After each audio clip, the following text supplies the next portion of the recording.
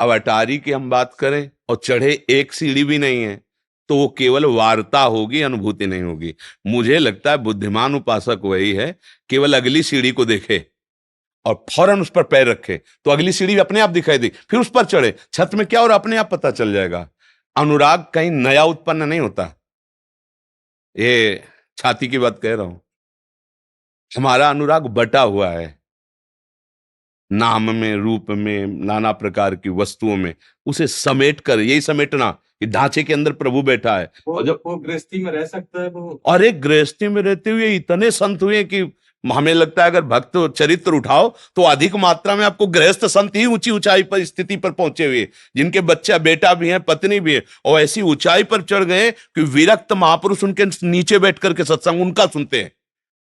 ऐसा नहीं सोचा जा सकता। बात यही तो है। गृहस्थ और विरक्त हम दोनों बेटे हैं भगवान के। दो मार्ग हैं, एक वैराग्य से चल रहा है और एक गृहस्थी से चल रहा है। और गृहस्थी से चलने वाला विशेष है। क्यों विशेष है?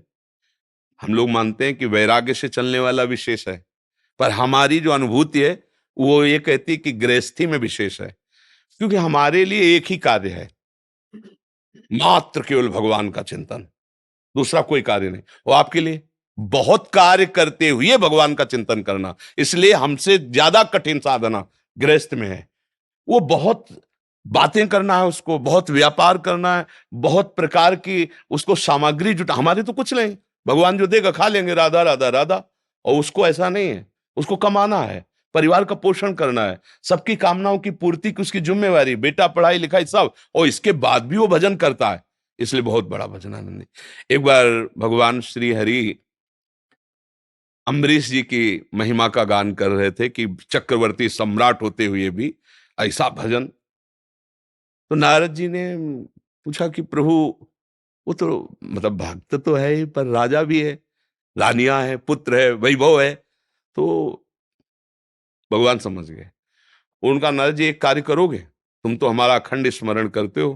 बोले हाँ प्रभु। तो बोले देखो, कटोरा घी से भरा हुआ है और तुम हमारे वैकुंठ की एक परिक्रमा लगाओ, सुदर्शन चक्र पीछे रहेगा, एक बूंद भी घी नहीं गिरना चाहिए। अगर एक बूंद भी घी गिरा तो सुदर्शन तुम्हें पीड़ा पहुंचाएगा। भगवद आज्ञा। अब पूरी चित्तवृत्ति लग गई कि एक बूंद भी घी गिरेगा तो सुदर्शन जी महाराज पीछे हैं, परिक्रमा लगाए। बोले प्रभु एक बूंद भी नहीं गिरा। बोले हाँ, सुदर्शन जी प्रमाण है इस बात का, अगर गिरा होता तो आपको पीड़ा पहुंचाते, अर्थात नहीं गिरा। अब बोलो कितनी बार सुमिरन किया? बोले प्रभु सुमिरन पूरी चित्रवृत्ति तो रखी थी कि घी एक बूंद न गिरे। बोले हाँ, गृहस्थ में रहते हुए विविध प्रकार के कार्य करते हुए जो मेरा सुमिरन कर रहा है वो श्रेष्ठ भाव है। तो ये कैसे तुम सोच सकते हो कि बिना विरक्त हुए भगवान की प्राप्ति नहीं हो सकती? राग का त्याग अंदर का विषय होता है। देखो, प्रीति में इतना दम है कि राग का त्याग तो सहज करवा देता है। आप देखो, जैसे छोटे बच्चा बच्ची आपस में प्रेम कर लेते हैं ना, तो 20 वर्ष माता पिता ने पाला पढ़ाया लिखाया, सब का राग एक कोने में रख के उसके साथ तो चल देते हैं, चाहे लड़का हो चाहे लड़की हो। ये सांसारिक राग के अंतर की प्रीति है।